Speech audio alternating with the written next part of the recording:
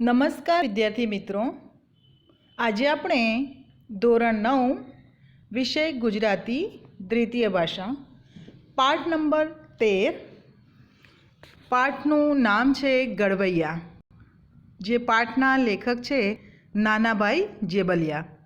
તો વિદ્યાર્થી મિત્રો, આજે આપણે ગડવૈયા પાઠનો અભ્યાસ કરીશું. સૌપ્રથમ આપણે નાનાભાઈ જેબલિયાનો ટૂંકમાં પરિચય મેળવીશું. નાનાભાઈ જેબલિયાનો જન્મ 11/11/1938ના રોજ થયો હતો.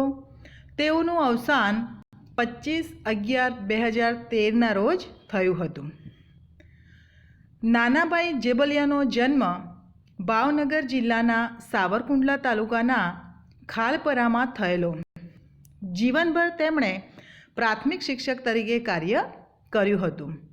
તેમની પાસેથી મેઘરવો, રંગબિલોરીના કાચના તોરણનો ડુંગર, વકીધરા, વંકાવહેણ, સૂરજ ઉગે સાંજ, ભીના ચંદ્રાણા, આધાર સૂરજની સવાર, અમે ઉગ્યા તા, સમણાને દેશ વગેરે નવલકથાઓ મળી છે. તો વિદ્યાર્થી મિત્રો, આ બધી જ નવલકથાઓ નાનાભાઈ જેબલિયા પાસેથી આપણને મળેલી છે. શૌર્યધારા, સથવારો, મારી શ્રેષ્ઠ વાર્તાઓ તેમના નવલિકા સંગ્રહ છે અને આ નવલિકા સંગ્રહ નાનાભાઈ જેબલિયાના છે.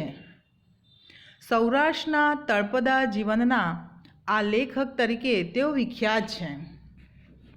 તો વિદ્યાર્થી મિત્રો, આ હતો આપણા પાઠના લેખક નાનાભાઈ જેબલિયાનો ટૂંકમાં પરિચય. હવે આપણે પાઠનો ટૂંકસાર જોઈશું. તો તોરણ સંગ્રહમાંથી આ પ્રસંગ કથા લેવામાં આવી છે. શેમાંથી આ પ્રસંગ કથા લેવામાં આવી છે? તો તોરણ સંગ્રહમાંથી આ પ્રસંગ કથા લેવામાં આવી છે. તે આદર્શ શિક્ષકનું આદર્શ વર્તન આપણી સાથે રજૂ કરે છે. ઓર નાનાભાઈ જેબલિયા એક આદર્શ શિક્ષકનું વર્તન કેવું છે તે આપણી સામે એમને રજૂ કરેલું છે. પોતાના વિદ્યાર્થીઓ પર કુસંસ્કારો ન પડે તે માટે સતત કાર્યરત કરુણાશંકર માસ્તર સાચા શિક્ષકની આગવી છાપ ઉપસાવે છે. એટલે કે પોતાના વિદ્યાર્થીઓ પર કુસંસ્કાર ન પડે તે માટે તે સતત કાર્યરત રહે છે અને કરુણાશંકર માસ્તર સાચા શિક્ષકની આગવી છાપ ઉપસાવે છે. પોતાનો જીવ રેડીને શિસ્તબદ્ધ, સંયમી અને સંસ્કારી બનાવેલા ગંભીરા ગામના બાળકો પર કુસંસ્કાર ન પડે તે માટે તેઓ સદા જાગ્રત રહે છે. ભવાયા આવીને દ્વિઅર્થી શબ્દો દ્વારા સૌનું મનોરંજન કરે છે, ત્યારે બાળકો તેનું અનુકરણ ન કરે તે માટે માસ્તર ચિંતિત છે. એ ગામમાં એક નાટક કંપની આવી છે. તો નાટક કંપની એમ કે તો બધાને હસાવવા માટે કંઈ પણ બોલે ઓર ગમે તે બિહેવ કરે છે. તો કરુણાશંકર માસ્તરને એવી ચિંતા થાય છે કે મારા બાળકો એમ કે મેં આટલા સરસ તૈયાર કર્યા છે અને આનું અનુકરણ ન કરે, તો એ માટે સતત ચિંતિત રહે છે. તેથી પોતાનો આખા મહિનાનો પગાર ભવાયાને નાયકને આપીને બીજા દિવસનો ખેલ બંધ કરાવે છે. ઓર એટલા માટે શું કરે છે કે પોતાનો એક દિવસનો પગાર જે છે એ ભવૈયાને આપીને એ નાટક કંપનીને કહે છે કે મારા એમ કે વિદ્યાર્થીઓના સંસ્કાર ન બગડે એ માટે તમને હું આ પૈસા આપું છું અને તમે અહીંયા ખેલ ના બતાવશો, એમ કે બીજે ગામ જઈને બતાવજો. આમ અહીં બાળકોના જીવનનું ઘડતર કરનારા સાચા શિક્ષકનું રેખાચિત્ર સચોટ અને આદ્યસ્વાદ રીતે મુકાયું છે. તો વિદ્યાર્થી મિત્રો, હવે આપણે પાઠને દરેક વાક્ય વાંચીશું અને સમજીશું. ખેડા જિલ્લાનું ગંભીરા ગામ, માસ્તર કરુણાશંકર નામ, વાળુની થાળી, થાળીમાં ખીચડી, ખીચડીમાં ઘી, એની પડખે સંભારો, ભાખરી પાસે કઢીની વાટકી અને એની અડોઅડ ચમચી, ભાવે પીરસેલું વાળું, પણ જમનારો જમણો હાથ ભાનબરો થઈને થાળીમાં ભટકતો હતો. ચમચી ઉપાડે અને કઢીને બદલે સંભારમાં ઘૂસાડે. ત્યાંથી વળી ભાખરી ઉપર ચમચી મુકાઈ જાય અને આંગળી ઊની ઊની કઢીમાં જબોળાઈ જાય. તેનો સિસકારો બોલી જાય. અરે મહેતાજી, માસ્તરના ધર્મપત્ની લોટવાળા હાથે પતિની થાળી પાસે દોડી આવે છે. થાળીમાં ચાલતા બખડજંતરને જોઈને, અરે માસ્તર, તમે જમો છો કે વગદા કરો છો?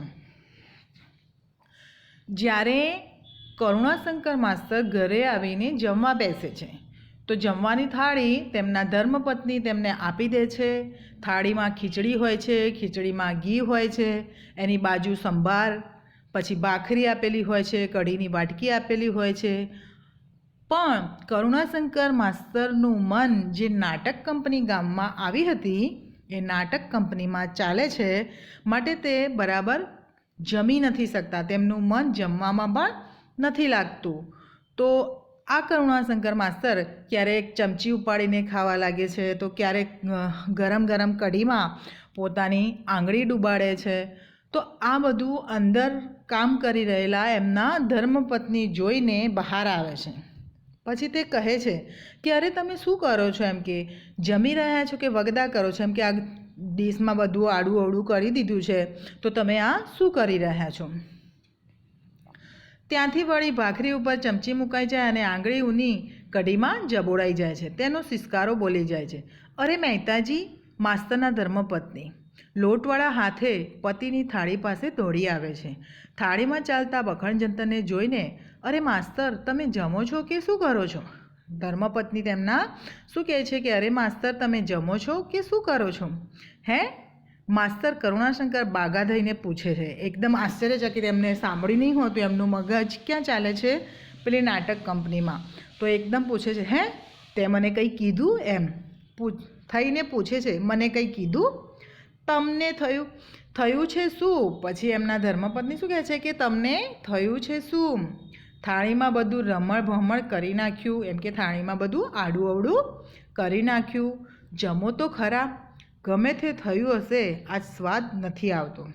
પછી કરુણાશંકરના ધર્મપત્ની એમને કહે છે ને કે તમને એમ કે થયું છે શું? કે થાળીમાં બધું તમે એમ કે આડું અવળું કરી નાખ્યું છે. તો કરુણાશંકર માસ્તર કહે છે કે ગમે તે થયું હશે, પણ આજ સ્વાદ નથી આવતો. તો પછી ચોખ્ખી વાત કરો ને કે મને રસોઈ નથી આવડતી.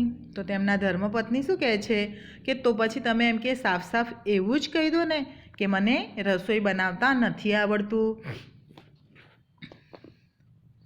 અરે, એવું અજુગતું મારાથી કેમ બોલાય? પછી કરુણાશંકર માસ્તર શું કહે છે કે અરે, એવું અજુગતું એમ કે એવું મારાથી કેમ બોલાય? તને રસોઈ બનાવતા તો આવડે જ છે. તો પછી છે શું? શાળામાં કોઈ ઝઘડ્યું કે ઉપરી અધિકારી ખીજાયા? વાત તો કરો. પત્ની દુઃખદ ચહેરે ઊભી છે હજી. પછી કરુણાશંકર માસ્તર એ રીતે દ્વિધામાં છે. તો તેમના ધર્મપત્ની પૂછે છે તો પછી એમ કે થયું છે શું તમને? એમ કે શાળામાં કોઈ ઝઘડ્યું, યા તો તમારા ઉપરી અધિકારી તમને ખીજાયા, યા તો વાત કરો તો મને એમ કે ખબર પડે. પત્ની દુઃખદ ચહેરે એમની સામે ઊભી રહે છે. સાંભળ, કરુણાશંકર માસ્તરની શાળામાં એવું બને તો પછી ધરતીનો છેડો આવી જાય. પણ શું કે ગામમાં ભવાયા રમવા આવ્યા છે તેની મને ચેન નથી.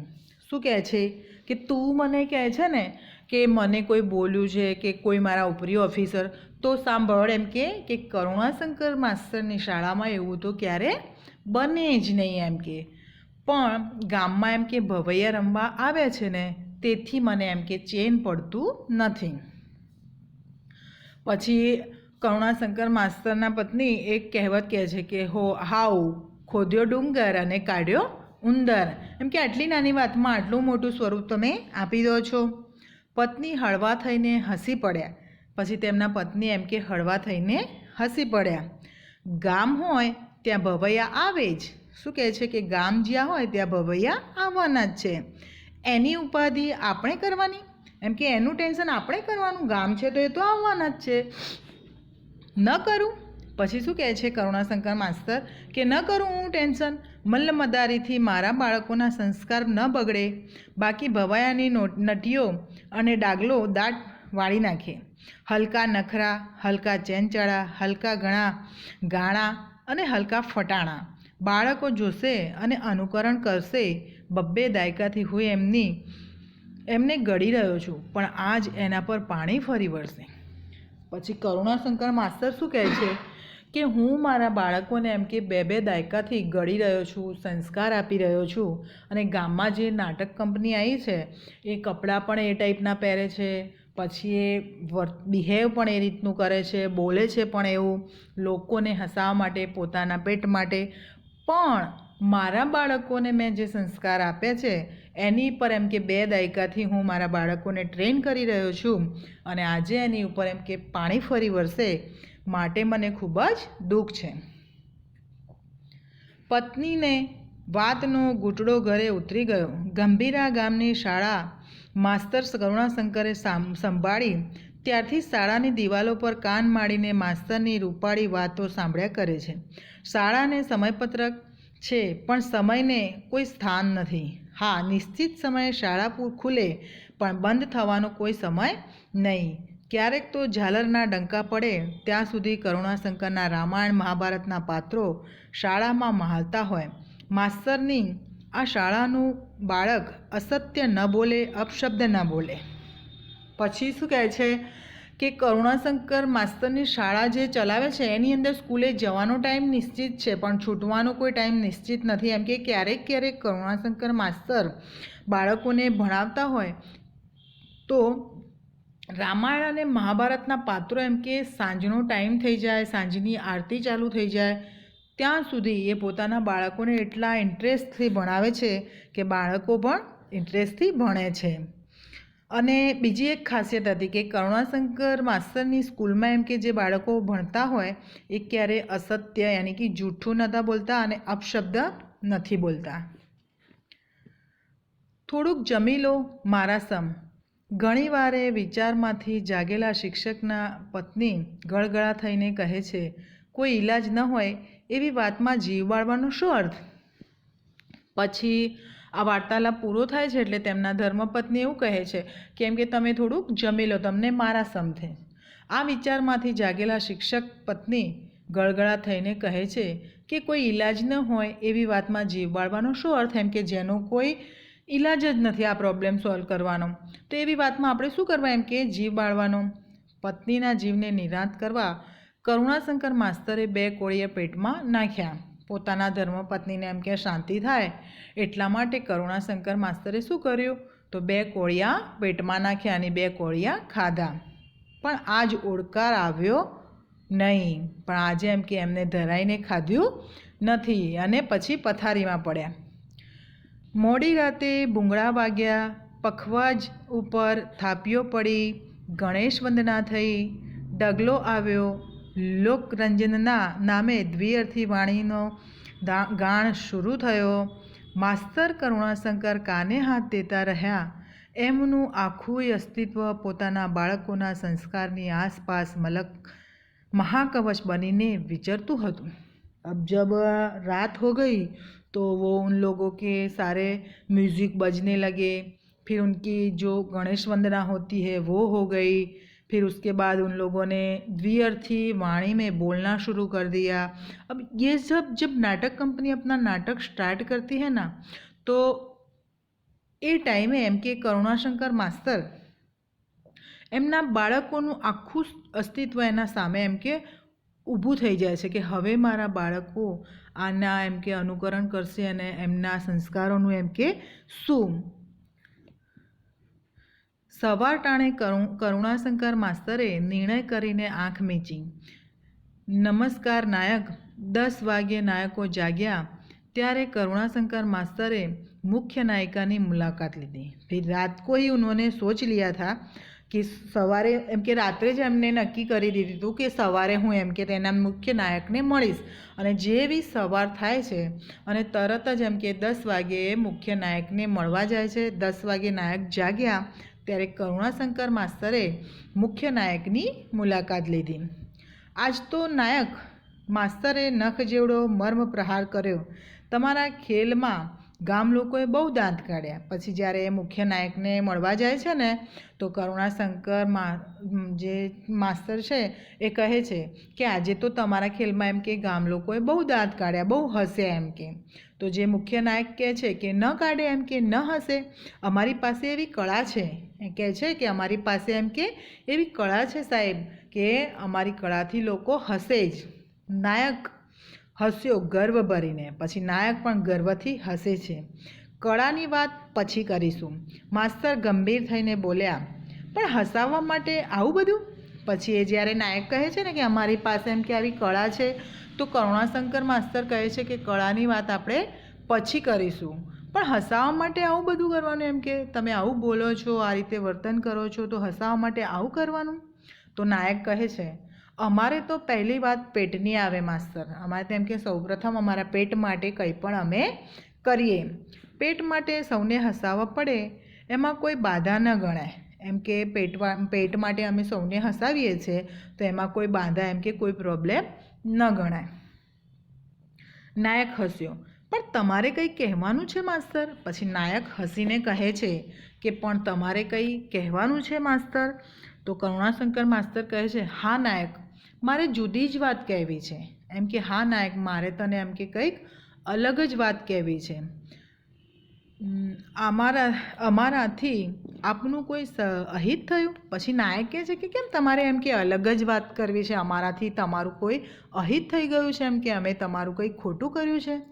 હું તમને પૂછું કે ગામે ગામ તમે કેટલી રાત રમો છો? પછી કરુણાશંકર પૂછે છે કે તમે એમ કે ગામે ગામ કેટલી રાત રમો છો?